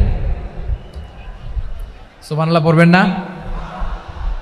বাকিতে নিছিলেন, বাকিতে। দিরআহু মিন হাদিদ, লোহার তৈরি বর্ম, মানে যুদ্ধের পোশাক, লোহা দিয়ে বানানো। বিষ্ণুনবী বললেন, কয়েক কেজি জব দাও, টাকাটা পরে দিব, এখন টাকা নাই, বন্ধক হিসেবে, মর্গেজ হিসেবে আমার জামা রেখে গেলাম, যখন টাকা দিব জামা ছুটায় নিব। আওয়াজ করে বলতে হবে সুবহানাল্লাহ। এ থেকে বোঝা গেল অমুসলিমদের সাথে ফিনান্সিয়াল ডিলিং করা যায়, অর্থনৈতিক লেনদেন করা যায়, কেনাবেচা করা যায়, প্রোডাক্ট কেনা যায়। এমনকি আমাদের মসজিদে নববীতে বারান্দায় আপনারা একটা অটোমেটিক ফ্লাইং আমব্রেলা দেখছেন? সূর্য যখন বাড়ে মসজিদে নববীর বারান্দায় ইয়ার্ডের মধ্যে অটোমেটিক্যালি কিছু আমব্রেলা আছে, সাঁ করে খুলে যায়, আর সূর্যের তাপ লাগে না। আবার সন্ধ্যাবেলায় এই আমব্রেলাগুলো ওরা ক্লোজ করে ফেলে, দেখেন নাই না? দেখছেন? এই মসজিদে নববীকে সর্বোচ্চ উন্নত মানের কনস্ট্রাকশন ইনফ্রাস্ট্রাকচার ডেভেলপ করার জন্য কর্তৃপক্ষ কিছু অমুসলিম ইঞ্জিনিয়ারের ডিজাইনারের সহায়তা নিয়েছিল। সুবহানাল্লাহ বলেন। কোন দলিলের ভিত্তিতে? এই দলিলের ভিত্তিতে যে বিষ্ণু ঈসা ইসলাম অমুসলিমদের সাথেও লেনদেন করেছেন। আওয়াজ করে বলতে হবে আল্লাহু আকবার। শুধু তাই নয়, ইন কেস অফ ইমার্জেন্সি, প্রয়োজনে ইসলামের খাতিরে ইসলামকে সামনের দিকে এগিয়ে নিয়ে যাওয়ার জন্য অমুসলিমদের সাপোর্ট নেওয়া জায়েজ আছে। সুবহানাল্লাহ বলেন। অমুসলিমদের সাপোর্ট নেয়া, তাদের থেকে অর্থ নেয়া, পলিটিক্যাল সাপোর্ট, পলিটিক্যাল অ্যাসাইলাম নেওয়া জায়েজ আছে। আমাদের অনেক বিশ্ববরেণ্য দায়ীরা আমেরিকায় অস্থায়ীভাবে অ্যাসাইলাম নিয়ে থাকে, নিজের দেশে গেলে ফাঁসিতে ঝুলাই দিবে। যুগ যুগ ধরে দায়ীদের উপরে এরকম অত্যাচার আর নির্যাতন আছে না নাই? মিশরের অনেক দায়ীরা পাশ্চাত্যে যেয়ে থাকে। এই যে তারা পলিটিক্যাল অ্যাসাইলাম নিয়ে থাকে, রাজনৈতিক আশ্রয়, এটা জায়েজ আছে না? এটা যে জায়েজ আছে তার প্রমাণ স্বয়ং বিশ্বনবী সাল্লাল্লাহু আলাইহি ওয়াসাল্লাম পলিটিক্যাল সাপোর্ট নিয়েছিলেন অমুসলিমদের কাছ থেকে। সুবহানাল্লাহ বলেন। খুব মজাদার একটা ঘটনা, শুনবেন? আপনাদের আগ্রহ দেখে তো মনে হয় না শোনার ইচ্ছা আছে।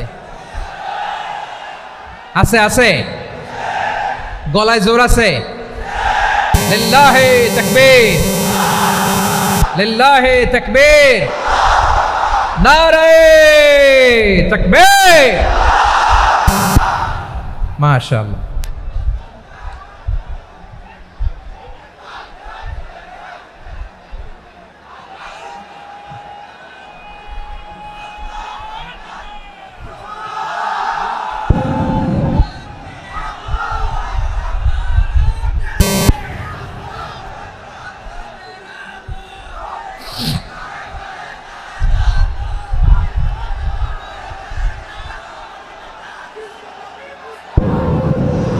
মাশাআল্লাহ মাশাআল্লাহ।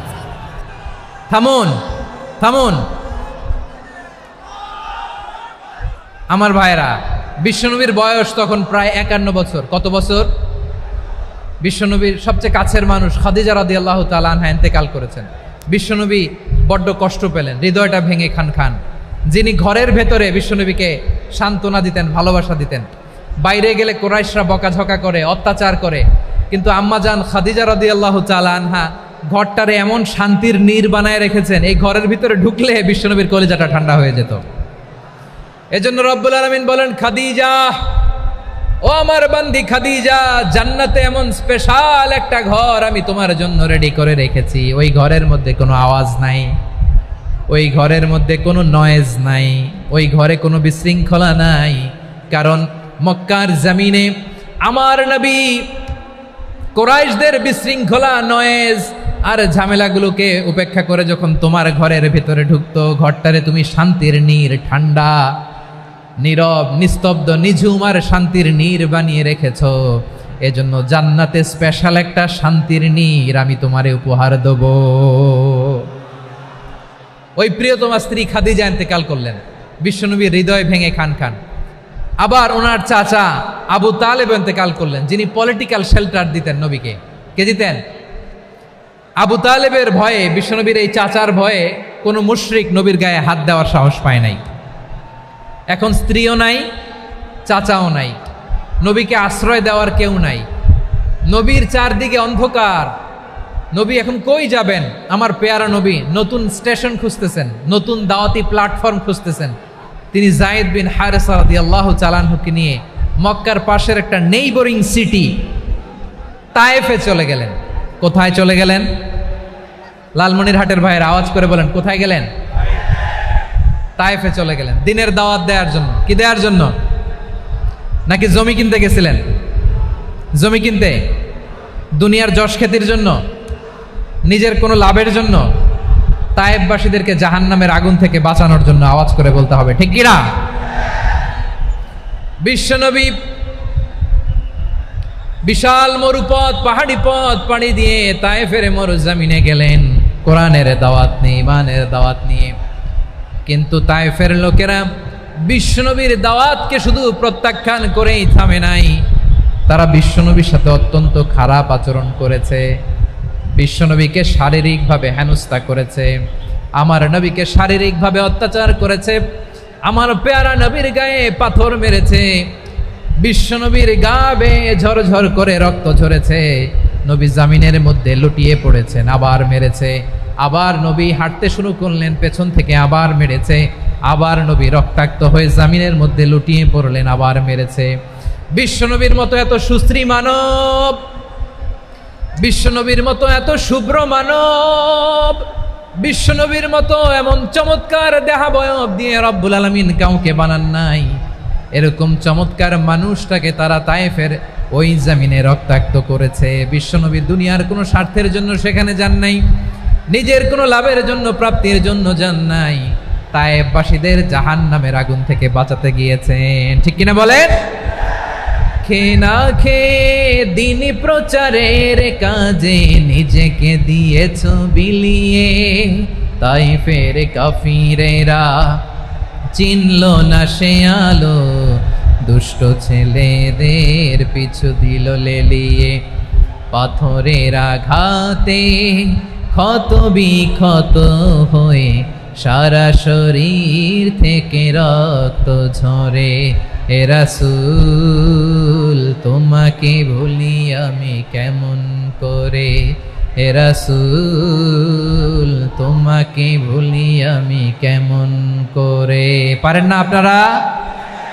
ধরুন আমার সাথে। হাজার ব্যথা বেদনার পরে ফিরে আসনি তুমি আপন ঘরে, দিনের আলো তুমি ছড়িয়ে দিতে, চলে গেলে মদিনায় মক্কা ছেড়ে। হে রাসূল তোমাকে ভুলি আমি কেমন করে, হে রাসূল তোমাকে ভুলি আমি কেমন করে। ঠিক কিনা বলেন? প্রিয় ভাইরা, তায়েফের ছেলেরা নবীকে রক্তাক্ত করলো। আমার নবী কই যাবে? কই যাবে? মক্কায় জায়গা নাই, তায়েফে জায়গা নাই। তায়েফ থেকে ভারাক্রান্ত মন নিয়ে আমার নবী মক্কায় ফিরে আসলেন। বিশ্ব নবী মক্কায় ঢুকতে পারেন না।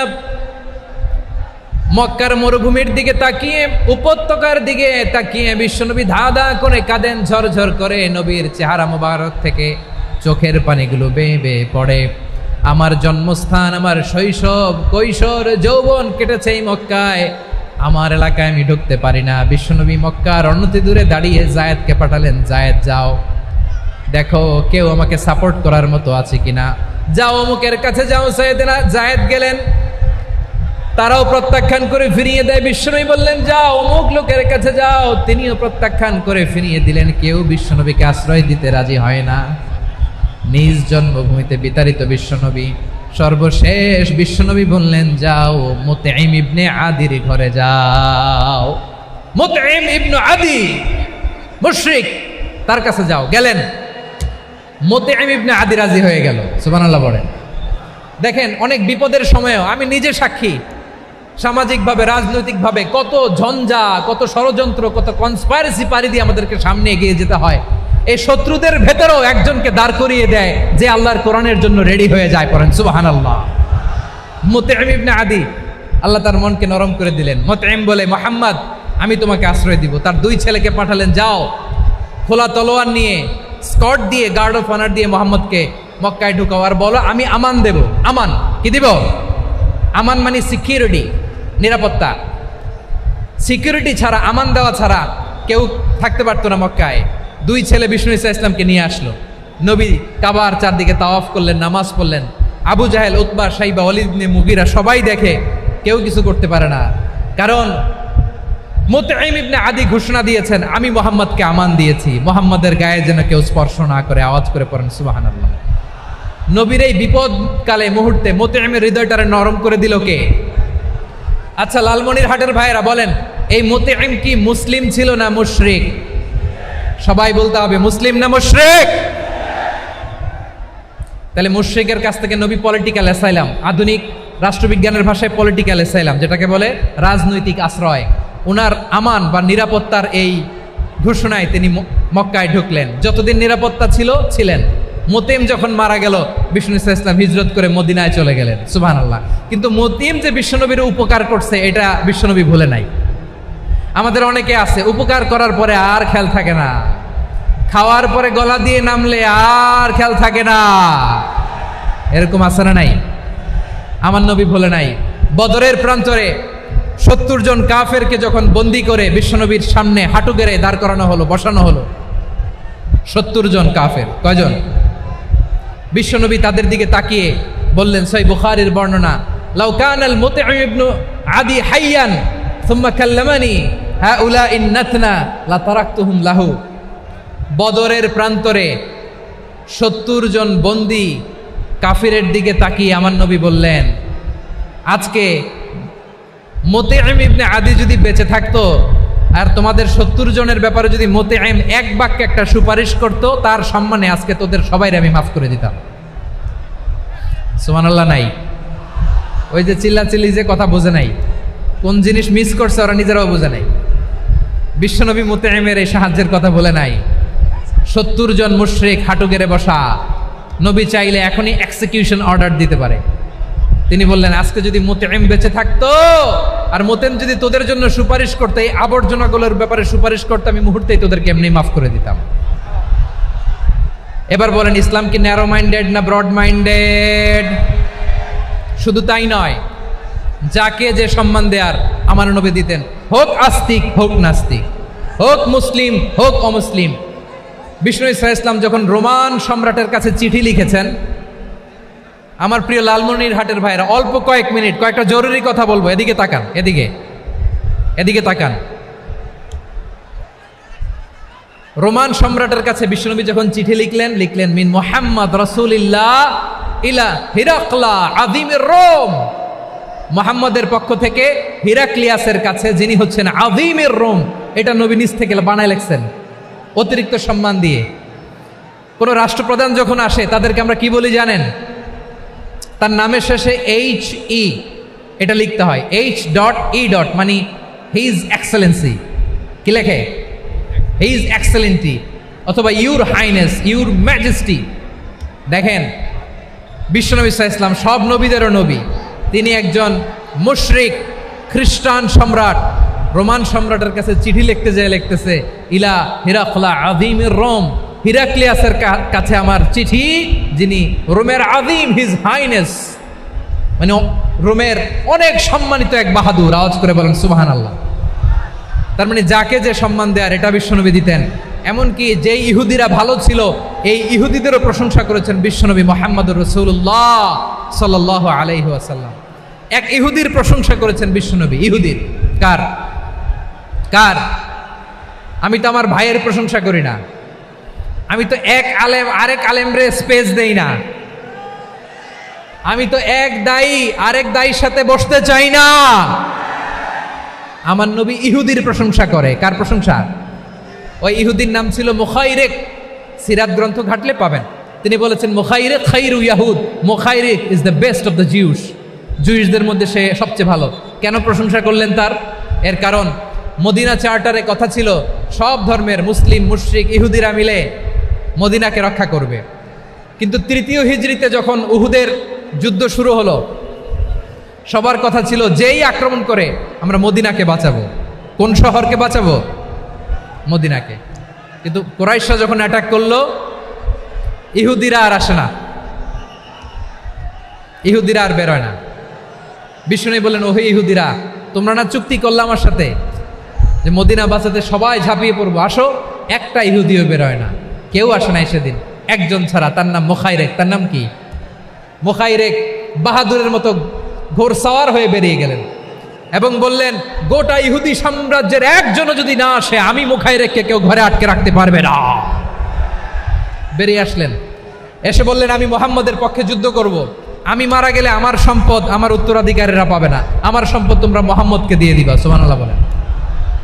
উহুদের ময়দানে 70 জন মুসলমান শহীদ হলো। এই ইহুদি, সেও মুসলমানের পক্ষে যুদ্ধ করে নিহত হলো। সুবহানাল্লাহ বলেন। মুসলিমদের লাশ যখন নিয়ে আসা হলো, এই মুখাইরিকের লাশও নিয়ে আসা হলো। মুসলিমদের লাশের পাশে মুখাইরিকের লাশ দেখে বিশ্বনবী মুখাইরিকের প্রতি অনেক খুশি হলেন। আর বিশ্বনবী খুশি হয়ে বললেন, মুখাইরিক খায়রু ইয়াহুদ, মুখাইরিক যদিও তুমি ইহুদি, তারপরে তুমি সব ইহুদিদের মধ্যে সেরা ইহুদি পড়েন সুবহানাল্লাহ। আমার নবী ইহুদিকেও সম্মান দিতে কার্পণ্য করে নাই, আওয়াজ করে বলেন আল্লাহু আকবার। প্রিয় ভাইরা, এবার সর্বশেষ আওয়াজ করে বলেন, ইসলাম কি ন্যারো মাইন্ডেড নাকি ব্রড মাইন্ডেড? সবাই বলেন ন্যারো মাইন্ডেড না ব্রড মাইন্ডেড? এজন্য অমুসলিম হইলেই তারা আমাদের শত্রু নয়। শত্রু কারা?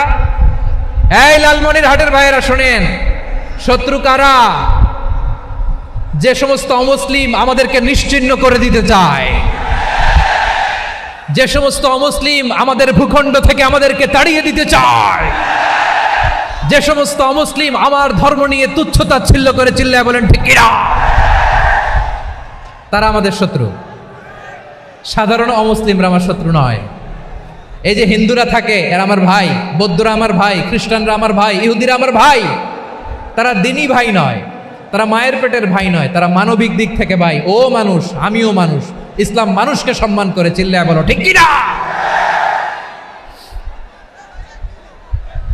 যারা আমাদের অস্তিত্বকে নিশ্চিহ্ন করতে চায়, যারা আমাদের ভূখণ্ডকে দখল করতে চায়, যারা আমাদেরকে নিয়ে মকারি করে, ফান করে, টিটকারি করে, আমার ধর্ম নিয়ে খেলা করে, তাচ্ছিল্য করে, ওদের বিরুদ্ধে আমাদের জিহাদ। সাধারণ মুসলিম আমাদের শত্রু নয়। আপনি জানেন নিউ ইয়র্কে, আমি তো নিউ ইয়র্কে ছিলাম অনেকদিন, ওখানে ফিলিস্তিনিদের পক্ষে যখন আমরা মিছিল করেছি, অনেক ইহুদি আমাদের সাথে মিছিলে দাঁড়িয়েছে। কারণ ওরাও জানে এই ভূখণ্ড ফিলিস্তিনিদের ভূখণ্ড। আওয়াজ করে বলো লালমনিরহাট ঠিক কিনা। ইসরায়েলের রাজধানী খোদ তেল আবিবে অনেক ইহুদিরা বেঞ্জামিন নেতানিয়াহু তার বিরুদ্ধে মিছিল করেছে। তো তারা কি আমাদের শত্রু? না। অনেক খ্রিস্টান আমাদের সাথে আমাদের স্বার্থ রক্ষায় আমাদের পাশে দাঁড়িয়েছে। খেয়াল রাখবেন, হিন্দু আর হিন্দুত্ববাদ এক নয়, ইহুদি ধর্ম আর জায়নিজম এক নয়। জায়নিজমের বিরুদ্ধে আমাদের সংগ্রাম, আমাদের জেহাদ, চিল্লায় বলেন ঠিক কিনা। এই যে ফিলিস্তিনের ভাইয়েরা, তারা তাদের স্বাধীনতা সংগ্রামের জন্য লড়াই করছে, করে যাচ্ছে, আমরা এটাকে সমর্থন জানাই, চিল্লায় বলো ঠিক কিনা। কাশ্মীরের ভাইয়েরা স্বাধীনতার জন্য সংগ্রাম করছে, আমরা সেই সংগ্রামকে সমর্থন জানাই, আওয়াজ করে বলো ঠিক কিনা। যারাই আমাদের ইসলামকে নিশ্চিহ্ন করতে চায় তাদের বিরুদ্ধে আমাদের সংগ্রাম, আওয়াজ করে বলতে হবে ঠিক কিনা। ওই সমস্ত দুর্বৃত্তদের সাথে আমাদের কোনো সম্পর্ক নাই।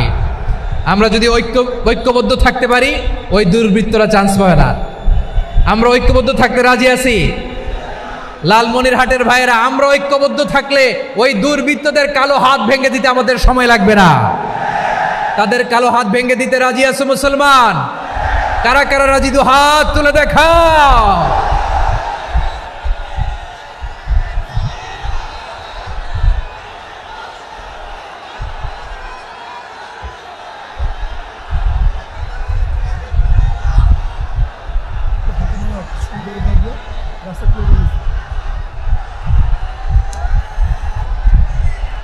আমার প্রাণ প্রিয় লালমনিরহাটের ভাইয়েরা, শত্রু কাফের আর অশত্রু কাফেরের মধ্যে পার্থক্য আছে না নাই? আবু তালেবও মুশরিক, আবু জাহেলও মুশরিক, কিন্তু দুই মুশরিকে পার্থক্য আছে না নাই? আবু তালেব নবীর চাচা, মুশরিক, মারা গিয়েছে মুশরিক অবস্থায়, কিন্তু আজীবন আমার নবীকে আগলে রেখেছে, আমার নবীকে সাপোর্ট করেছে, ভালোবেসেছে। আবু জাহেলও মুশরিক, মারা গিয়েছেও মুশরিক হিসেবে, আজীবন আমার নবীর বিরুদ্ধাচরণ করেছে। আবু জাহেলের শক্তি, সামর্থ্য, স্ট্র্যাটেজি, প্ল্যান সব আমার নবীর বিরুদ্ধে ছিল। এই আবু জাহেলের কারণে একটা দিন শান্তিতে আমার নবী মক্কায় ঘুমাতে পারে নাই, চিল্লায় বলেন ঠিক কিনা। এজন্য রব্বুল আলামিন বলেন, লা ইয়ানহাকুমুল্লাহু আনিল্লাযীনা লাম ইউকাতিলুকুম ফিদ-দীনি ওয়া লাম ইখরিজুকুম মিন দিয়ারিকুম আন তাবাররুহুম ওয়া তুকসিতু ইলাইহিম ইন্নাল্লাহা ইউহিব্বুল মুকসিতিন। আল্লাহ বলে, গোলামেরা শোনো শোনো, যে সমস্ত অমুসলিম তোমাদের সাথে ধর্মযুদ্ধে লিপ্ত হয় না, তোমাদের বিরুদ্ধে যে সমস্ত অমুসলিম অস্ত্র ধরে না, যে সমস্ত অমুসলিম তোমাদেরকে তোমাদের জন্মস্থান থেকে, ভূখণ্ড থেকে তাড়িয়ে দেয় না, তাদের সাথে ভালো আচরণ করতে আমি আল্লাহ নিষেধ করি নাই, তাদের সাথে সদাচরণে কোনো নিষেধাজ্ঞা নাই। বরং তাদের সাথে সদাচরণ করো, এটাই আমি আল্লাহ চাই। তাহলে আমার যে অমুসলিমরা আমাদের সাথে শত্রুতা করে না, তুচ্ছতাচ্ছিল্য করে না, আমাদের ভূমি থেকে আমাদেরকে উচ্ছেদ করতে চায় না, আমাদের বিরুদ্ধে অস্ত্র ধরে না, ওই অমুসলিম ভাইদের সাথে আমাদের কোনো দ্বন্দ্ব আছে? কোনো বিরোধ আছে? বরং আছে ভালোবাসা। বরং আছে কি? এই ভালোবাসা দিয়েই আমরা বিশ্ব জয় করব। রাজি আছো মুসলমান? আমাদের পুঁজি ভালোবাসা। আমাদের পুঁজি কি? এবার আওয়াজ করে বলেন আমার এই পুরো আলোচনা থেকে, the religious coexistence, peaceful coexistence, শান্তিপূর্ণ সহাবস্থান, কমিউনাল হারমোনি, এই সাম্প্রদায়িক সম্প্রীতি, এই আলোচনা থেকে কি বুঝলেন? ইসলাম কি ন্যারো মাইন্ডেড না ব্রড মাইন্ডেড? এই ব্রড মাইন্ডেড হৃদয় নিয়ে ভালোবাসা দিয়ে আমরা বিশ্ব জয় করতে চাই। রাজি আছেন? আল্লাহ কবুল করুক, আমরা সবাই পড়ি আমিন। লালমনিরহাটের জেলা স্টেডিয়ামে আমার প্রিয় মায়েরা বোনেরা, আপনাদের জন্য একটা হাদিস বলে শেষ করব। বিশ্বনবী বলেন, আমার মায়েরা খেয়াল করে শুনুন, বিশ্বনবী আপনাদের উদ্দেশ্য করে বলেন, আল মারআতু ইযা সাল্লাত খামসাহা ওয়া সামাত শাহরাহা হাফিজাত ফুরুজাহা আতাআত বা'লাহা ফালতাদখুল মিন আইয়ি আবওয়াবিল জান্নাতি শাআত। বিশ্বনবী বলেন, ও রমণীরা, ও নারীরা, যে সমস্ত নারী এই 4টা কাজ করবে, এই 4টা কাজের গ্যারান্টি দিবে, তাদেরকে জান্নাতের 8টা দরজার গ্যারান্টি দেয়া হবে। কি 4টা কাজ? 1 নম্বর, আল মারআতু ইযা সাল্লাত খামসাহা, যে নারী 5 ওয়াক্ত নামাজ পড়ে। কি করে? জেলা স্টেডিয়ামে অবস্থানরত আমার নারীরা বোনেরা, বিশ্বনবী আপনাদেরকে 4টা কাজের কথা বলেছেন, খুব বেশি না। 4টা করলে 8 জান্নাতের দরজা সব খোলা। কোনটা দিয়ে যাবেন? যেটা দিয়ে মনে চায়। 1 নাম্বার 5 ওয়াক্ত নামাজ। আমার বোনেরা জোহরের নামাজ পড়তে পড়তে এটা আসরে নিয়ে যায়, আসর পড়তে পড়তে এটা মাগরিবে নিয়ে যায়। এরকম আসরা নাই? লালমনিরহাটে হয়তো নাই। আমার বোনেরা এটা করবেন না। ইন্নাস সালাতা কানাত আলাল মুমিনিনা কিতাবাম মাওকুতা, সময় মতো পড়বেন। সামাত শাহরা, রমাদানের রোজাগুলো রাখবেন। হাফিজাত ফুরুজাহা, যে নারী তার চরিত্রকে হেফাজত করে, তার প্রাইভেট হেফাজত করে, তার লজ্জাস্থান হেফাজত করে। ও মায়েরা, আপনার এই গর্ভ যে কত দামি আপনি জানেন না। আপনার এই গর্ভ থেকে জন্মাবে আগামীর সালাহুদ্দিন আল আইয়ুবী। আপনার গর্ভ থেকেই জন্মাবে ইমাম আল মাহদি আল মুনতাজার। আপনার পেট থেকে জন্মাবে আবু সাইদের মতো বীর সৈনিক। আপনার পেট থেকে জন্মাবে মুগ্ধের মতো বীর মুজাহিদ। আপনি জানেন না কে আসবে আপনার পেট থেকে।